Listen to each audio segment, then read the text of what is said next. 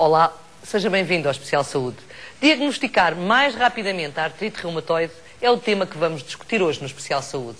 No espaço Harvard Medical School Portugal, António Vaz Carneiro vai também explicar-nos em que circunstâncias devemos fazer um check-up. Todos os anos ou nem por isso? Fique para saber connosco. Quando estamos doentes, queremos ter acesso à informação e à terapêutica sobre a patologia o mais rapidamente possível. Mas nem sempre é assim.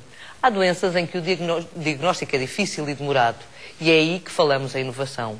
Quando derrubamos etapas e temos ao nosso alcance meios de diagnóstico rápidos, seguros e eficazes. E o tema do programa de hoje vai analisar esta situação tendo em conta uma doença específica, a artrite reumatoide. Em Portugal estão contabilizados entre 35 a 40 mil doentes com artrite reumatoide, uma doença crónica do foro reumatológico cujos sintomas estão associados a dor e inflamação nas articulações, sensação de prisão nos movimentos, cansaço, febre e aparecimento de nódulos duros em partes diferenciadas do corpo. Há doentes em que o diagnóstico demorou mais de 15 anos e durante esse período o sofrimento do doente é difícil de aguentar.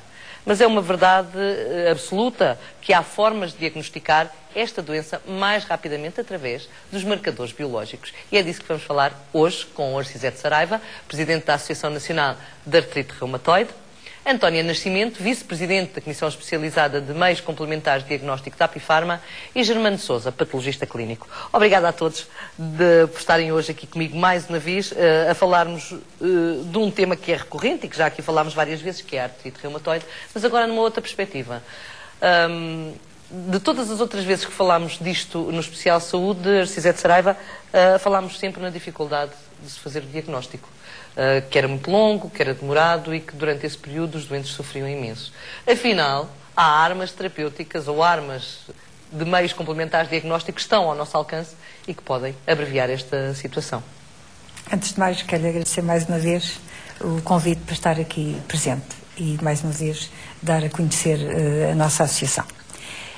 Em relação à questão que me coloca, evidentemente que hoje em dia há processos que se podem detectar mais rapidamente a artrite reumatoide. Portanto, o diagnóstico precoce na artrite é prioritário claro. E é primordial, visto que um diagnóstico precoce vai ajudar o doente a ser tratado mais rapidamente claro. E, portanto, mais rapidamente passa para a vida ativa. Aquilo que eu disse não é mentira, porque não há doentes que esperaram 10 e 12 e 15 anos com por um diagnóstico. Com conhecimento de causa.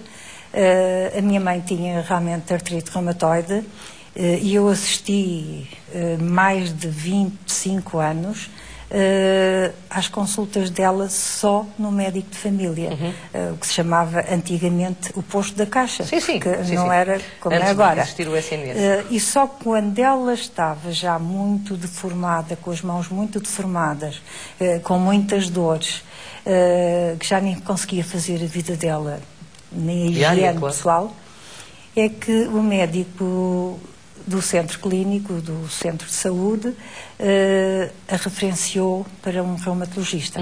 Portanto, teve 25 anos à espera. Sim, mais até. Foi há quanto tempo? Sim, a minha mãe já faleceu há 12 anos. Claro. Por acaso não faleceu por causa da artrite, foi por outros motivos. Claro. Mas quando ela chegou ao reumatologista, foi um tormento, porque ela teve uma vida horrível. Claro.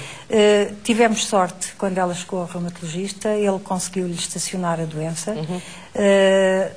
Os outros anos que ela ainda viveu foi com qualidade. Claro.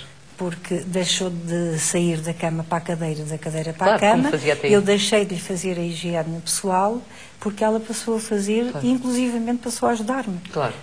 Ficou muito ativa, até porque ela era uma mulher com muita força. Para Antónia, é uma evolução enorme, não é? Este nível e uma mais-valia em termos de qualidade de vida para o doente considerável. Sem dúvida, sem dúvida. Como é que vê de facto esta evolução? A que nível é que esta evolução se tem demonstrado para aquilo que lhe chega à Comissão Especializada da Apifarma? Como é que encara esta evolução? Eu penso que isto é um exemplo realmente de como os diagnósticos, os meios complementares de diagnóstico podem participar e podem ter um peso importantíssimo, até no bem-estar do próprio doente. Era isso que eu lhe ia perguntar, o que é que vai mudar com este diagnóstico? Fazendo-se o diagnóstico mais cedo, o que é que muda? O que é que muda? O que é que se altera na vida do doente? Muda, a nível do doente, muda que não vai, a evolução da doença será muito mais lenta. E eventualmente não chegará a situações como limites. Hoje acontecem limites de completa invalidez. Claro. Portanto, terá uma qualidade de vida muito superior. E, além disso, pode continuar até a sua atividade profissional. Em vez de ter uma reforma antecipada, claro. Ele continua a ser ativo na comunidade. Claro. Eu acho que isso muda tudo. Altera radicalmente a forma de ver a doença e de ver o doente, até a própria sociedade, a forma da própria sociedade encarar o doente, né? que é logo diferente. Professor Germano, bem-vindo, sou bastonário, como se diz na gíria, de bastonário uma vez, bastonário para sempre, não é? De facto, o senhor é patologista clínico. Há 2 anos, segundo sei, que esta nova técnica chegou a Portugal, penso eu que será assim. Há mais tempo. Conte-nos tudo sobre ela. O que é feito, como é que se faz e que benefícios é que isto tem concretamente? Vou contar com muito gosto. Cumprimento as minhas companheiras de painel. De painel. E assim, Marina, muito obrigado. Sempre um gosto estar consigo. Muito obrigado. Eu gostaria de dizer, primeiro, antes de mais, que a artrite reumatoide é uma doença que tem sido muito bem diagnosticada pelos meus colegas clínicos ao longo, sim.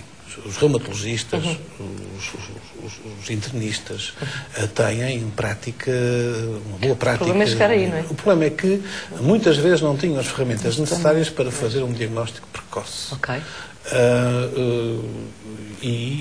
Por vezes, e é preciso ter sempre a noção de que um diagnóstico é sempre feito pelo clínico, tendo um apoio grande nos meios de diagnóstico. Okay.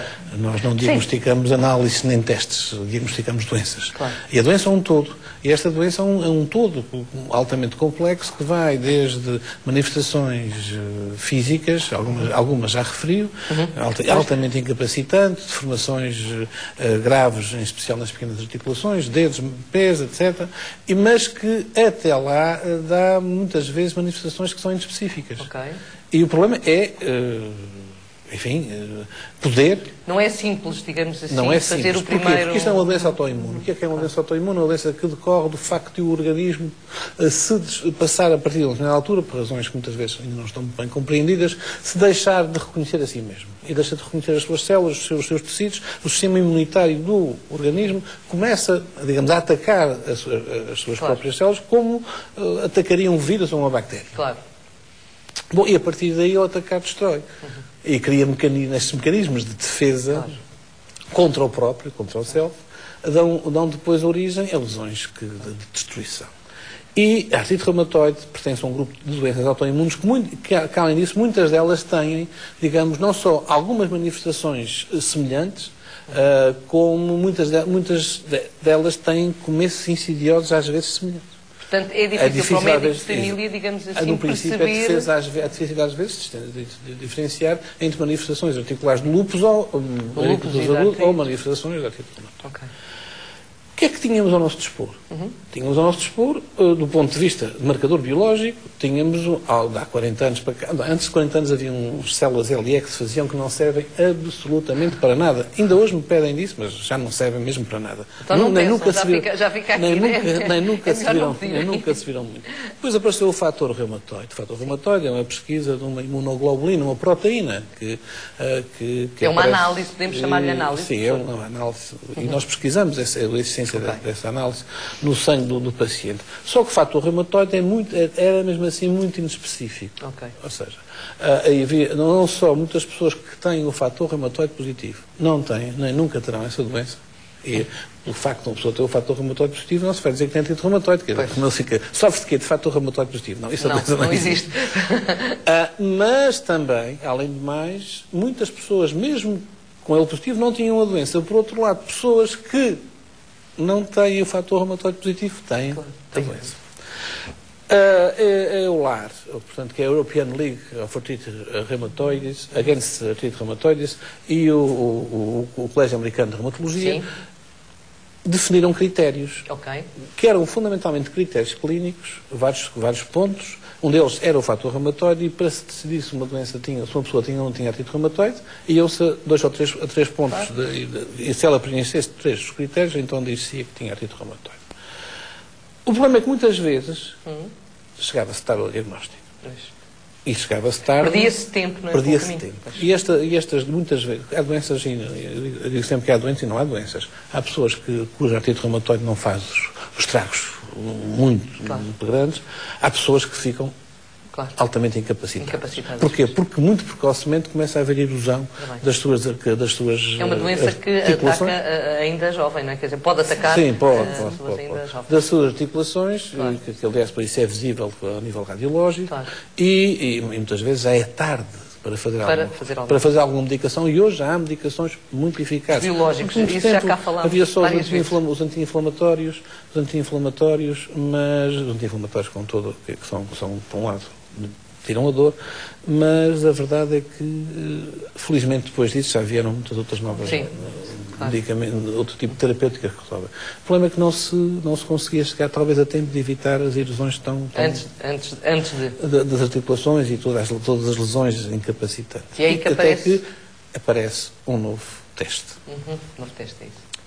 Esse novo teste, que já andava nas bancas de laboratório, a ser estudado sobre vários nomes e com tecnologias muito difíceis, primeiro chamavam antifilagrina, enfim, fiquemos por aqui para não chamar outros nomes complicados. Eu só lhe vou chamar anti-PCC porque não sei dizer aquele nome horrível que ele tem. E era exatamente isso. Eram péptidoproteínas, que tinham uma citrulina, um aminoácido citrulina, e que por sua vez tinham uma forma cíclica. Portanto, são os péptidos, havia anticorpos, o organismo produzia anticorpos contra os péptidos cíclicos citrulinados, que hoje toda a gente chama anti-CCP, se quiser, ou do inglês ou anti-PCC do português. Habitualmente habituámos a designar do anti-CCP do inglês, anti-peptide cyclic citrulinated. Portanto, essa análise está hoje à disposição. Essa análise surge em 1998. Em 98. Pensava que era mais o senhor melhor, vamos lá ver, os anticorpos já estavam identificados. Agora, desenvolver uma metodologia relativamente simples, apesar de tudo complexa, em 1998, vem uma segunda geração por volta do ano 2000 e vem uma terceira geração por volta do ano 2003, que é a que utilizamos hoje em dia nos nossos laboratórios e que nos permite, na realidade, dosear, identificar primeiro da existência ou não desse anticorpo e doseá-lo, a sua quantidade, doseá-la nos nossos laboratórios, ou pelo menos naqueles laboratórios que estão preparados para o fazer. Há quantos anos, professor Germano, é que está à disposição dos portugueses? Portanto, quando surge essa terceira geração, digamos que foi em 2003, mas praticamente a partir de 2004, 2005. Mas isto, em laboratório, como em todo o lado, as coisas levam tempo. Fecha.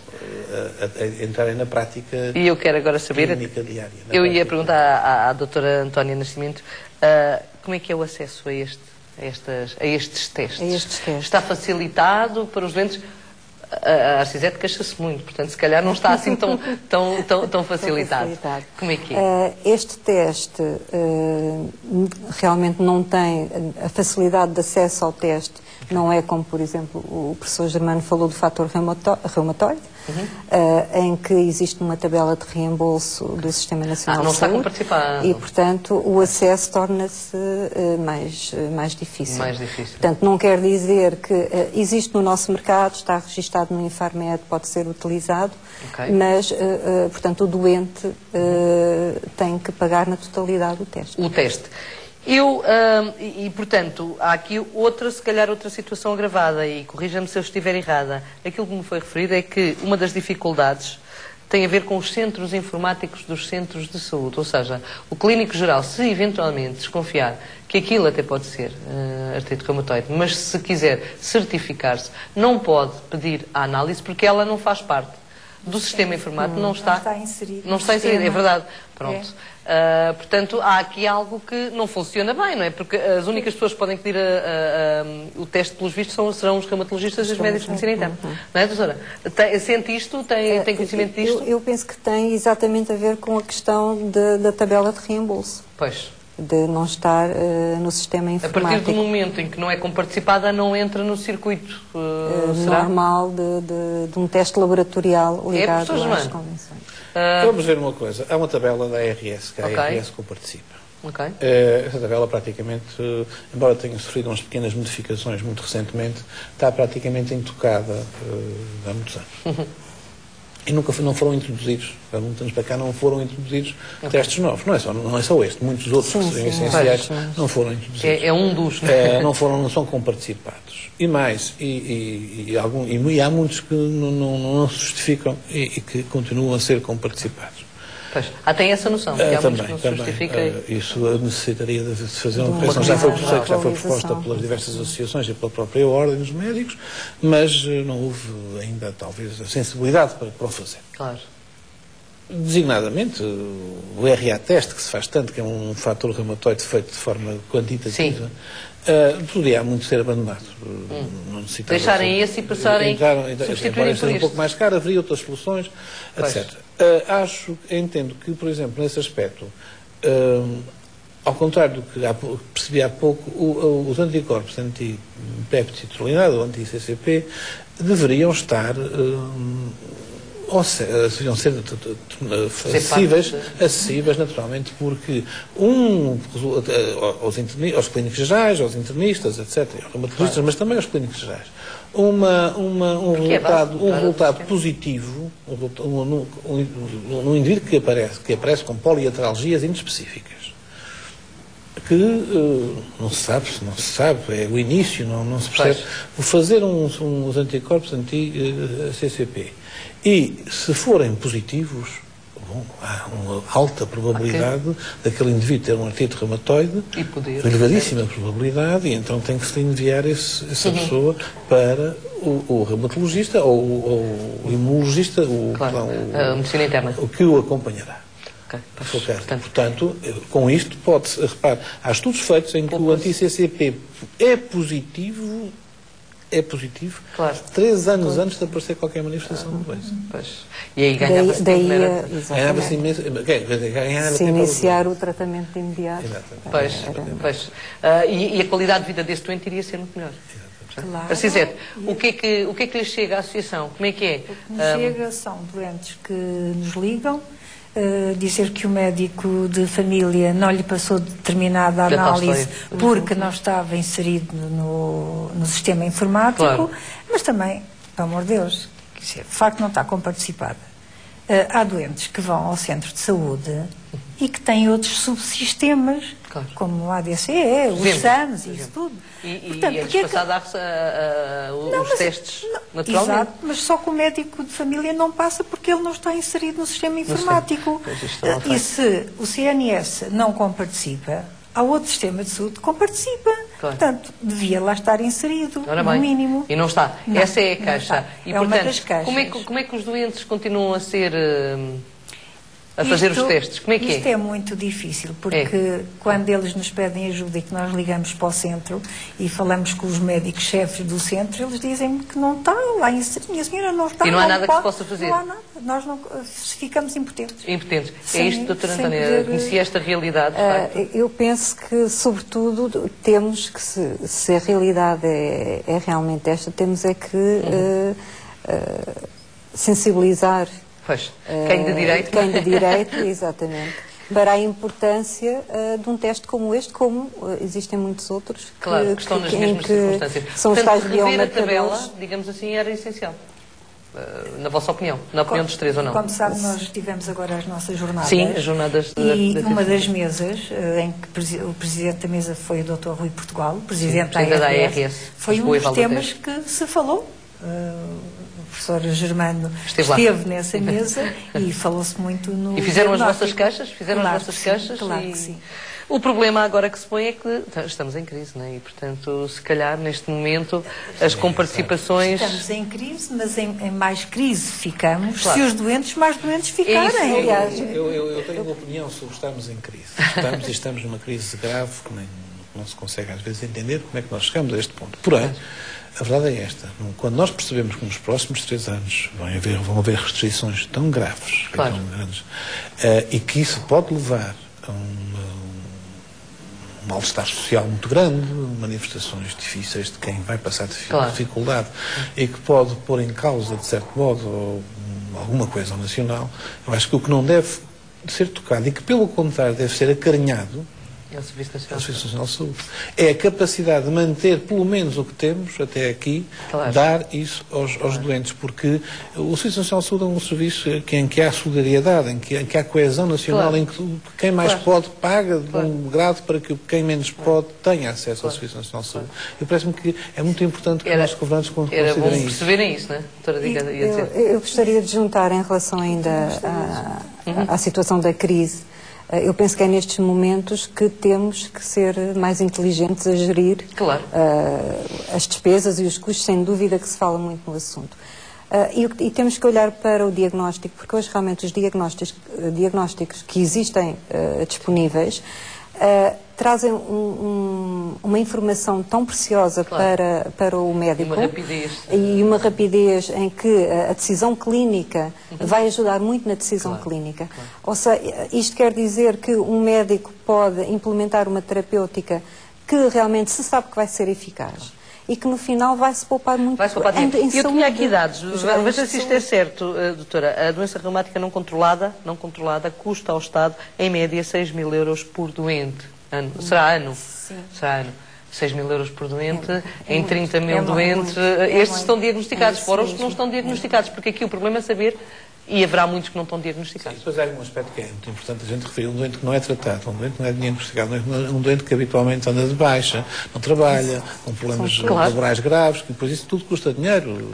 Essas coisas são todas. Custos indiretos? Claro. Custos indiretos. São custos indiretos, claro. E se realmente estamos em crise e há que apertar o cinto, eu até já costumo dizer que os doentes já nem cinto têm, porque não há furo que haja no cinto e que sirva ao doente. Há que ter contenção realmente nas despesas, mas temos que pensar no doente que tem que ser tratado. E o Ministério da Saúde tem que ter responsabilidade nisto e controlar e fiscalizar melhor as despesas dos hospitais. Ver bem onde é que é aplicado os orçamentos, porque eu não posso aceitar que numa altura destas haja hospitais, e não vou dizer quais são, mas pode dizer não quero, porque outra vez tive um processo de crime e agora se calhar posso ser presa, que tenham gasto 1 milhão de euros a substituir o fardamento de todo o pessoal, quer médicos, quer de todo o pessoal, com 1 milhão de euros, teria tratado, no mínimo, 100 doentes de artrite reumatoide. Se estamos em crise, penso que não seria oportuno, nesta altura, fazer essa despesa. Mais tarde, mas primeiro, para que é que servem os hospitais? Os hospitais é único e simplesmente para tratar os doentes. E o doente, como diz a Constituição, tem direito, todo o cidadão tem direito à saúde. Mas não tem medo que, de facto, aquilo que o professor Germano disse se venha a concretizar e que, de facto, aquilo que hoje temos direito, amanhã não seja um direito consagrado na Constituição? Exatamente. Por exemplo, o acesso aos medicamentos, que está consagrado e está em despacho, nós não temos problema com o acesso do doente ao medicamento. O nosso problema é com os entraves ao medicamento, porque as administrações hospitalares não compram um medicamento e quando o doente chega à farmácia hospitalar eles dizem que não tem. Ora, isto não pode ser assim. Relativamente ainda à questão deste novo teste, já tentaram, a Apifarma já tentou de alguma maneira chegar a ouvir a sua voz junto do Governo sobre a situação ou não? Nós estamos neste momento, aliás, ações... temos uma nova comissão, no fundo, a nível da Apifarma. E temos um plano de comunicação e um plano de sensibilização junto... Nesse sentido, exatamente. Não é? Porque é importante também fazer vir. Às vezes as pessoas não fazem contas, não é? E o problema é que se, de alguma maneira, nós pudermos fazer as contas para eles e se apresentarmos os dados, pode ser que as pessoas percebam, não é? Eu acho que realmente nos últimos anos há aqui um paradigma quase que mudou a nível das análises clínicas. E é isso que temos que transmitir para melhor. E quando se fala em ganhos em saúde, sem dúvida que o investimento nos diagnósticos vai trazer ganhos em saúde. Em saúde para a população em geral. E especificamente mesmo nos doentes, portanto, com artrite reumatoide, temos é que avaliar o custo pelo doente e fazer um diagnóstico precoce, com um tratamento precoce, de certeza que vai ficar muito mais muito mais baixo a nível do Estado e a nível da comunidade, como disse, que tem mais anos de vida profissional até. Tem mais qualidade de vida, tem mais anos de vida profissional, tem. como é evidente. Professor Germano, é isso? Avisar estes senhores que aí vêm de que, de facto, repare, há pouco muito que se pode fazer. Formulei uma esperança e um desejo e um voto em geral. Claro. Percebo perfeitamente que nós vamos ter todos que viver com mais dificuldades e terá que ser, paciência. Agora, o que percebo também é que há alguns aspectos da nossa sociedade que não podem ser tocados, sob pena de criarmos convulsões sociais muito grandes. E o SNS é uma delas. Falou-se muito na necessidade de um pacto de regime para a saúde há muitos anos. Eu ouço há mais de 10 anos ouvir falar na necessidade de um pacto para a regime. Talvez num pacto de regime para a saúde, talvez se isso tivesse sido feito, eu acho que hoje estaríamos... Eu defendi sempre um pacto de regime para a saúde, mas o pacto de regime para a saúde, atenção, que não significa um imobilismo. Muitas vezes há a ideia que se criam modelos para que nunca mais se mexem. Não. Tudo evolui, a vida é um rio que corre. A diferença, professor, é que... O que interessa é que haja necessidade, que à medida que se fazem, que se tenham capacidade e se conseguem fazer reformas e melhorar essas reformas constantemente, quando se está a fazer uma reforma que resulta, uma reforma que designadamente faz que, digamos, sinergia com todas as potencialidades do setor, públicas, privadas, sociais, amanhã politicamente mudam, vem uma pessoa com uma ideologia diferente e altera tudo radicalmente. Isso é que não pode ser, isso é perder muito, muito dinheiro. Nem esse nível. Queria dizer mais alguma coisa, doutora? Não, é só dizer que a Comissão está disponível para trabalhar em conjunto com os laboratórios, com as associações, precisamente para fazer esta sensibilização e se encontrar as boas práticas como... Algumas dicas nós já demos, agora é uma questão de vocês fazerem alguma força nesse sentido para ver se conseguem. Muito obrigado aos três por terem estado connosco no Especial Saúde.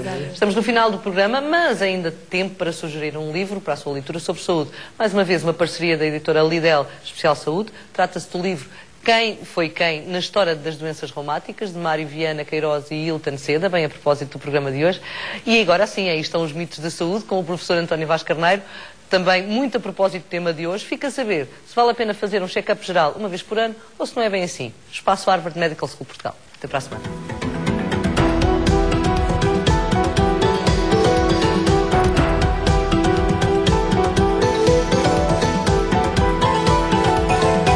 Saudações. Do programa de Harvard Medical School Portugal, eu sou o professor António Vaz Carneiro.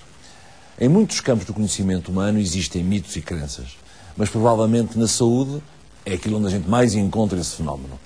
Um dos mitos mais frequentes é que se deve fazer um check-up geral anual, pois é uma medida preventiva e eficaz. Nas últimas décadas tem-se assistido a um fenómeno novo na área da saúde, que é a procura regular de um médico por parte das pessoas, não porque estejam doentes, mas para requerer um exame físico de rotina, também chamado o check-up. Estes doentes acorrem às consultas com a convicção de que, caso exista algum problema assintomático, o médico poderá detectar e tratar numa fase inicial e, deste modo, evitar as complicações da doença ou mesmo a morte. Nem todas as doenças podem ser rastreáveis. Só devem ser selecionadas aquelas que constituam ameaças à vida do doente ou que coloquem problemas de saúde significativos. Que sejam frequentes, aquilo que nós chamamos a prevalência elevada, e que se conheça bem a sua história natural, nomeadamente a sua resposta ao tratamento. Porque é fácil de ver que, se não existe tratamento eficaz, pode ser até antiético rastrear estas patologias. Por outro lado, nem todos os testes de rastreio, de sangue ou de imagem, podem ser utilizados no rastreio. Só os que apresentam uma alta sensibilidade, que é como quem diz, de modo a não deixar escapar os poucos casos de doença que estão presentes. E uma alta especificidade, para reduzir o número de pessoas com resultados falsos positivos, que são resultados anormais em doentes que não têm doença, requerendo deste modo estudos adicionais que, obviamente, são inúteis. E até podem ser perigosos.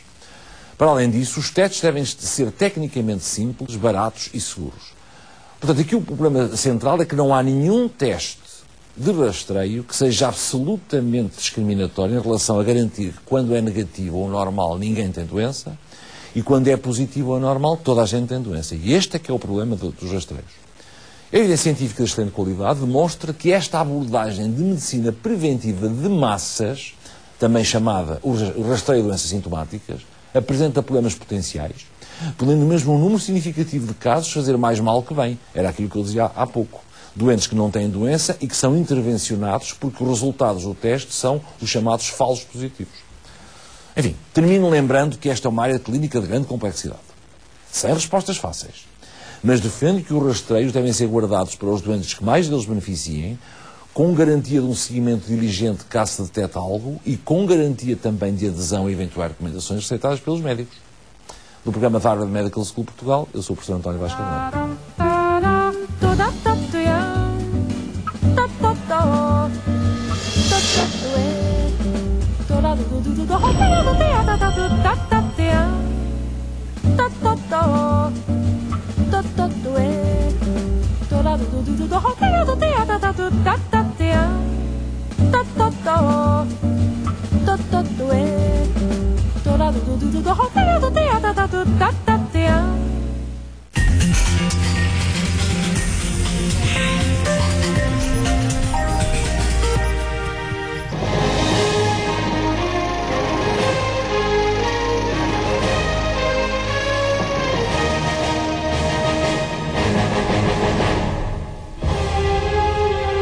Terrence Malick está de volta com um novo filme. A Árvore da Vida tem Sean Penn e Brad Pitt como protagonistas e depois do Festival de Cannes chega esta semana a Portugal. Há um novo filme português nas salas. América, de João Nuno Pinto com Fernando Luís e com Raul Solnado naquela que foi a sua última participação em cinema. Quando li o guião, fiquei logo... filme fantástico. Ação! Alexandre Lencastre volta ao grande ecrã no novo projeto de António Borges Correia. Gesto, um filme sobre o mundo dos surdos que vamos conhecer neste Janela Indiscreta. 64 para não ter cores. Olá, seja bem-vindo a mais um Janela Indiscreta. Hoje começamos o programa com um filme que dá no mínimo que pensar. Falo-vos de A Árvore da Vida. É um drama magistralmente dirigido por Terrence Malick e com dois pesos pesados da indústria cinematográfica norte-americana, a saber, Brad Pitt e Sean Penn. Terrence Malick tem uma cinematografia de poucas produções, mas a cada novo filme não se pode ficar indiferente.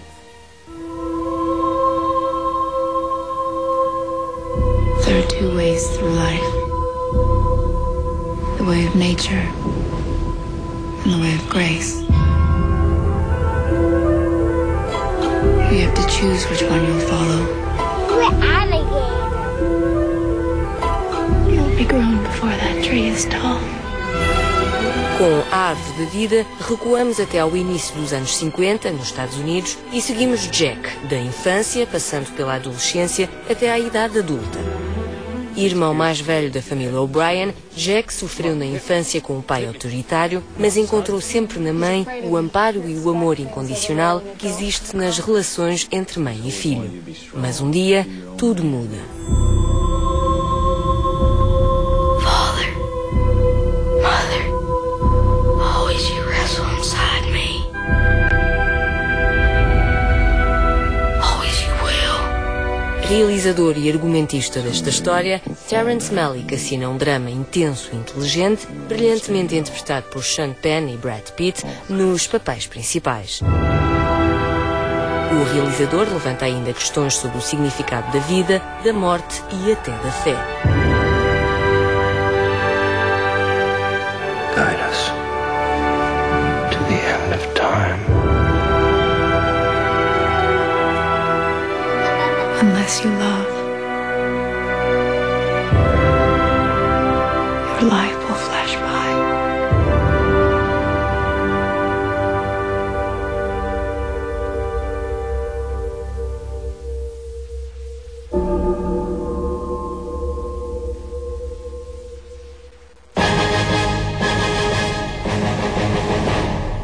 E continuamos em português com América, a primeira longa-metragem do realizador João Nuno Pinto.